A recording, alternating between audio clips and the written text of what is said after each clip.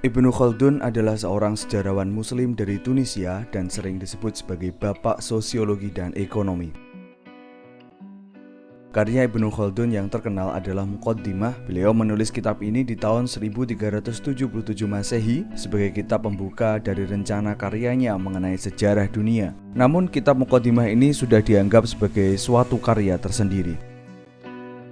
Al-Muqaddimah memiliki 33 pasal, pasal 1 tentang terminologi ekonomi, pasal 2 tentang bisnis plan ekonomi, pasal 3-7 tentang unit usaha perekonomian dan efeknya terhadap lingkungan, pasal 8 khusus mengenai soal pertanian, pasal 9-15 tentang perdagangan, dan pasal 16-33 tentang memberikan analisa perusahaan di dalam segala bagiannya. Ibnu Khaldun membagi tenaga kerja menjadi dua, yaitu mereka yang bekerja sebagai karyawan disebut dengan tawamul, yang berarti perusahaan, sebagai interpretasi dari kata kasab dalam Al-Quran. Dan wirausaha disebut ma'asi, sebagai interpretasi dari kata rizki dalam Al-Quran. Karena kasab dan rizki mempunyai arti yang berbeda. Kasab adalah segala macam usaha yang dilakukan manusia, sedangkan rizki adalah pemberian dari Allah. Perbedaan itu bisa dilihat dalam tabel berikut. Tabel ini saya ambil dari kata gaji dan rezeki. Gaji membutuhkan usaha, sedangkan rezeki membutuhkan takwa. Hal ini merupakan pemahaman saya untuk memudahkan perbandingan di antara keduanya, walaupun Ibnu Khaldun mengatakan hal itu hanya untuk membedakan manakah yang memenuhi kebutuhan diri sendiri yang disebut dengan ma'ashi, dan manakah yang memenuhi kebutuhan banyak orang yang disebut dengan kasab.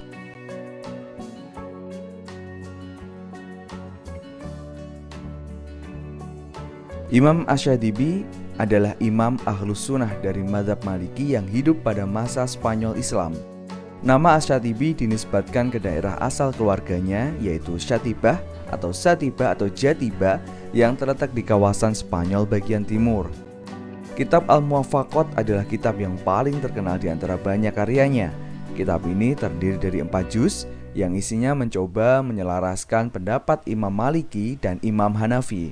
Dalam kitab ini membahas tentang kebutuhan primer, sekunder, tersier yang diwujudkan dalam kata doruriyat, hajiyat, dan tahsiniyat. Doruriyat berisi 5 maqasid syariah, yaitu menjaga agama, menjaga jiwa, menjaga keturunan, menjaga harta, dan menjaga akal. Sedangkan hajiyat memudahkan kehidupan dan tahsiniyat hanya sebagai pelengkap kebahagiaan. Kemaslahatan bisa dicapai ketika kita mampu memelihara kelimanya ini. Doruriyat merupakan dasar bagi hajiyat dan tahsiniyat. Bila doruriyat rusak, akan membawa kerusakan pula pada hajiyat dan tahsiniyat. Saya contohkan dalam kehidupan keluarga, kebutuhan primer makan dan listrik sebesar 4 juta rupiah. Lalu bagaimana dengan kebutuhan sekunder? Seperti SPP sekolah, cicilan kendaraan, pulsa, BBM, popok, susu, sabun, pasta gigi, becek, skincare, dan bila sakit. Wow, tentu banyak sekali. Sehingga diperlukan persiapan yang matang sebelum menikah. Karena berumah tangga tidak cukup hanya dengan cinta.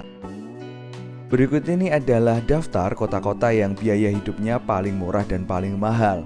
Wilayah Kediri sejajar dengan Madiun sebesar 3,4 juta rupiah per bulan. Walaupun demikian, kenyataannya Indonesia merupakan negara yang biaya hidupnya paling murah ke-12 di dunia versi kompas.com. Asy-Syadzili juga mengakui adanya kepemilikan pribadi, namun menolak privatisasi terhadap sumber daya yang memenuhi hajat hidup banyak orang, seperti minyak bumi, air, dan gas. Asy-Syadzili juga sepakat dengan Imam Al-Ghazali bahwa pemeliharaan kepentingan umum merupakan tanggung jawab masyarakat.